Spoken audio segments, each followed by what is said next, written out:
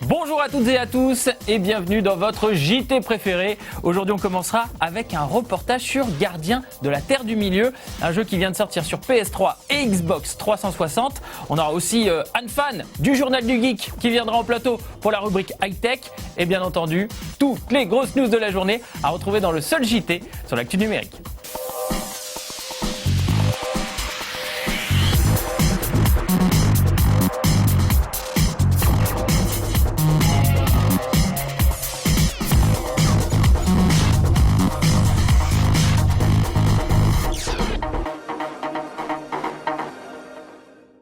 On commence ce JT avec les traditionnels classements de fin d'année. Après Bing et Spotify, c'est au tour du portail Yahoo de publier son classement des recherches les plus populaires pour la France. Alors comme chaque année, ce classement est décliné en plusieurs catégories. Pour le JT de Game One, on va s'intéresser uniquement au classement high-tech en évitant les top people et politiques.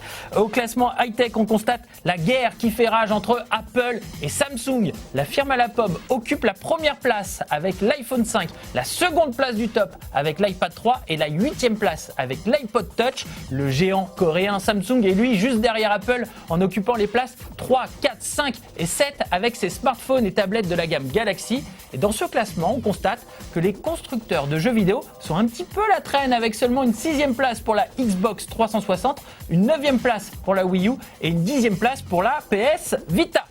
Allez, tout de suite, le reste des news préparés par l'ensemble de la rédaction. Le rebondissant Dead or Alive 5 se porte bien, très bien même. Du coup, un portage est annoncé sur PS Vita pour début 2013. Après les excellents Street Fighter Cross Tekken, Marvel vs Capcom et PlayStation All Stars Battle Royale, la portable de Sony devrait une fois encore prouver qu'elle a un sacré répondant côté jeu de baston. Reste à voir si ce Dead or Alive 5 Plus aura de quoi motiver les foules, que ce soit par des options tactiles ou un solide jeu en ligne. Difficile d'éviter le DJ Skrillex depuis 2 ans, surtout quand on est passionné de jeux vidéo. Présent sur de nombreuses bandes originales, le roi du dubstep voue lui aussi un culte au plaisir vidéoludique, à tel point qu'il présente aujourd'hui sur internet un jeu d'aventure fortement inspiré de Zelda, avec bien sûr ses propres compositions dans les haut-parleurs. Et il faut avouer que c'est plutôt très efficace. À essayer de toute urgence, en ligne, c'est gratuit, alors foncez.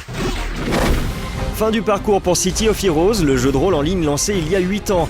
Très librement inspiré des grands personnages de la Marvel et de DC Comics, le titre a fermé ses portes sans ménagement.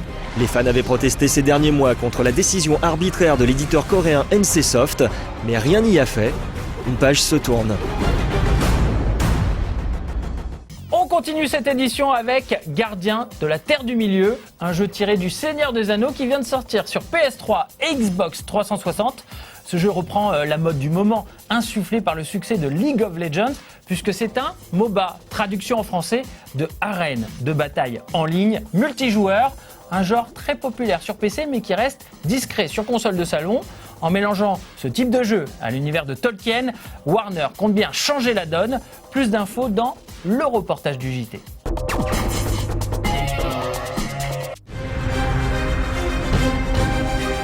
Avec Gardien de la Terre du Milieu, le MOBA continue sa percée dans le monde des consoles de jeux.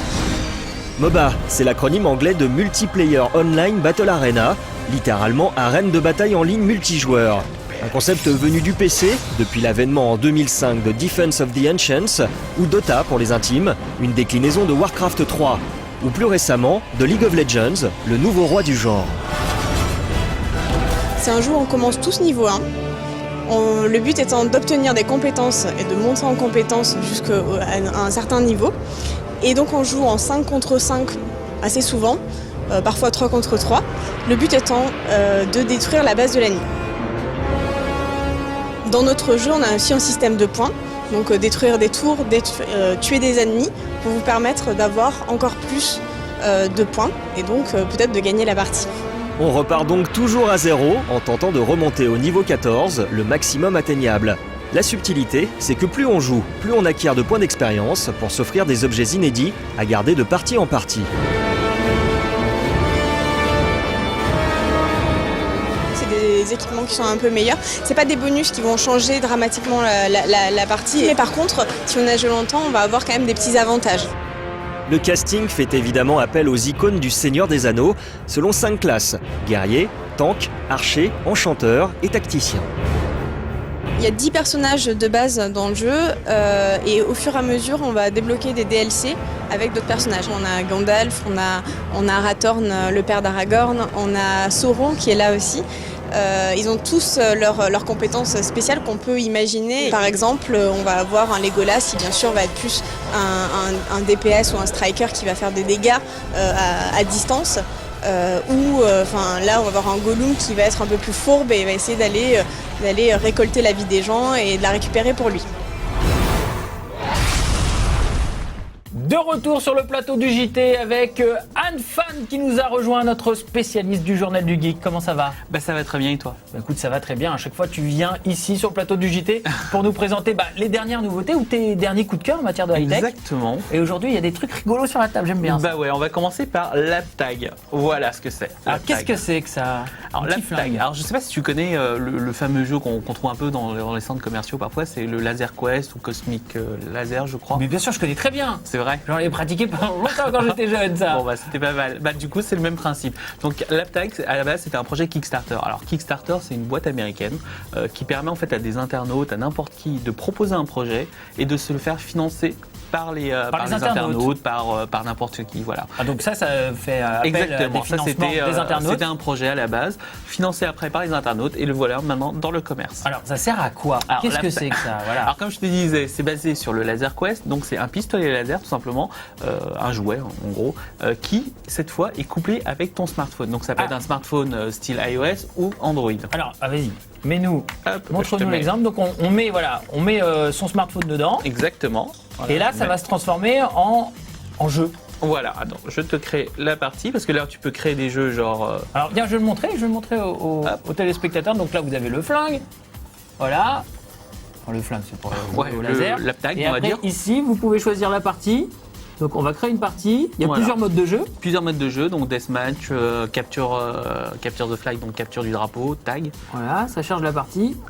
Hop, tirer. Et là, on se retrouve. Exactement. À regarder notre environnement et à jouer et à tirer, c'est ça ? Voilà. Alors donc on tire contre quoi ? On tire contre un ami, parce qu'en fait il y a 2 applications qui vont être disponibles. La première application c'est AppTag Arcade, qui sont des petits jeux en fait, des petits jeux qui vont te permettre de tirer sur des cibles mouvantes et tout ça, en utilisant la réalité augmentée. Non, ne me touche pas s'il te plaît. Et la deuxième application qui est AppTag Multiplayer, qui te permet de jouer en 1 contre 1. Ah, c'est excellent ça, moi j'aime bien ça. Alors, l'idéal c'est bien sûr d'en avoir 2 pour pouvoir s'amuser à 2. Hein. Exactement. C'est bien. Donc, ça. Et il prévoit de pouvoir faire du multiplayer encore plus, à plus quand ça sera supporté. Avec des mises à jour, des nouveaux jeux qui pourraient arriver. Ça coûte combien si je veux en acheter un ? Si tu en achètes un, ça coûte 80 €. Ça vient de sortir. C'est 1 euro. C'est 80 €, pardon, pour une unité. Et donc forcément 160 si tu en achetais 2. Donc c'est un chouïa cher, mais bon, je pense que avec la réalité augmentée et tout ce qu'on a derrière, c'est quand même très très fun. Ça c'est génial, c'est marrant. Moi j'aime bien cette petite idée. Voilà. Ça c'est rigolo. Là, je te rends en même temps. Merci. Avec ton smartphone. Ça c'est plutôt marrant, c'est un petit bon plan assez sympa. En plus, pour ça baisse de prix quand même plus tard, mais là pour la nouveauté c'est quand même assez rigolo. C'est plutôt sympa, ouais. Qu'est-ce qu'on a d'autre ? On enchaîne avec des écouteurs. Alors, qu'est-ce qu'ils ont ces écouteurs ? Pourquoi cela ? Alors, pourquoi cela ? Tout simplement parce que la semaine dernière, on vous avait parlé du nouveau casque chez Sony. Donc, Sony revient avec une gamme qui est quand même assez chère, puisqu'il y a des premiers écouteurs à 100 €, ça monte à 500 €, etc. Et là, c'est une marque qui gagnerait à être connue en France, qui est Nox. Alors, Nox, c'est une marque suédoise. On sait que les Suédois sont très très bons en audio. Donc, on connaît Bang et en meubles aussi. Et en meubles aussi. Et en joueur de foot aussi. Mais du coup, pour l'audio, on revient avec cette marque Nox qui concurrence un peu Jayz. Je ne sais pas si tu connais Jayz, c'est une autre marque assez connue dans le monde audiophile. Et l'avantage de ces écouteurs, donc, ce sont les modèles NS400 et ils sont à 80 € et ça concurrence largement des écouteurs qui sont plus entre 150 et 200 €. Ah ouais ? En qualité, tu as la même qualité de son ? C'est nickel. Bon plan ça. C'est vraiment un casque que j'utilise depuis un certain temps et je le trouve vraiment fabuleux. Donc au niveau du son, vous avez la même qualité pour 80 € environ que d'autres casques qui sont aux alentours de 150-200. Donc ça c'est un bon plan, ça c'est cool, avec notamment le petit fil Tagliatelle, c'est ça ? On dit un câble spaghetti ou Tagliatelle tout simplement parce qu'il est plat et l'avantage c'est qu'on peut le mettre en boule dans son sac tac, on le ressort, ça s'en mêle pas, c'est génial. Il n'y a pas les petits nœuds qu'on retrouve Non, sur alors les ça- casques qui sont exactement. livrés avec les smartphones habituellement. Tout à fait. Bah, ça, c'est un bon plan, ça, c'est plutôt sympa. Bah oui. Ça, c'est bien. Tu me le rendras à la fin. quoi. Oh, je te le rends, il n'y a pas de souci. Et on termine avec. Ah, bah oui, Bah moi, je vois voilà. toutes les pubs de ça à la télé. Exactement, vous voyez pas mal de pubs actuellement. C'est le fameux Samsung Galaxy Camera. Donc en fait, Samsung continue un peu sa mode de tout converger. On connaissait déjà on connaissait le Galaxy Note 2 avec son écran géant. Et bien là, Samsung propose un mix entre un APN grand public, donc le WB850F, et un Samsung Galaxy S3.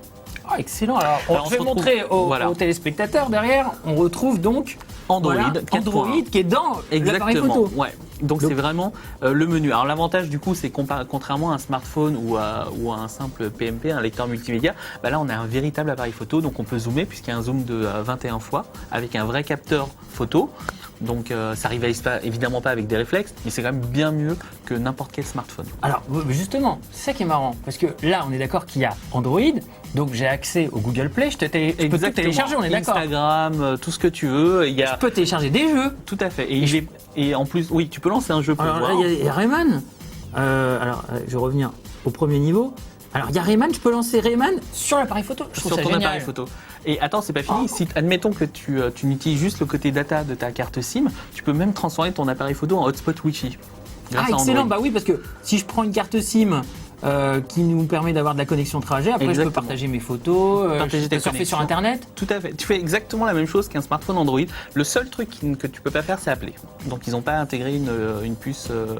Ils n'ont pas intégré la fonction appel en 3G. Alors ça Mais coûte combien? Ça coûte 500 € en moyenne. Et actuellement, il y a Samsung qui propose jusqu'à fin janvier une offre de remboursement de 100 €. Donc ça D'accord. fait environ 400 €. 400 € environ. Et avec une mémoire de combien?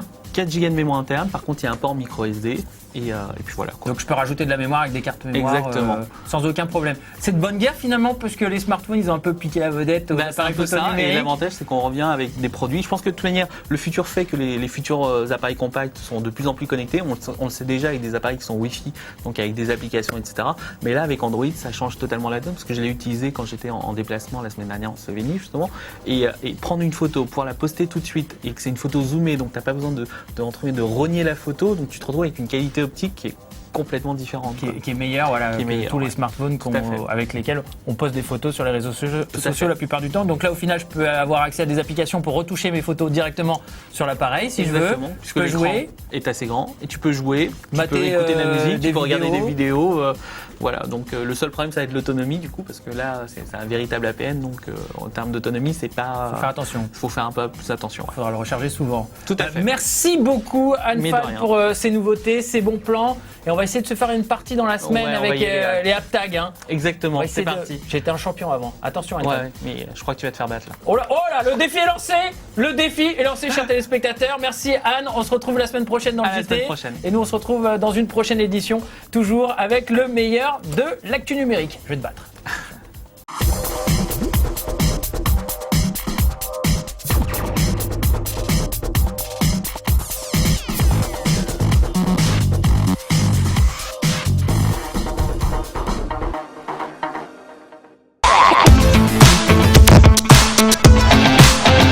Game one.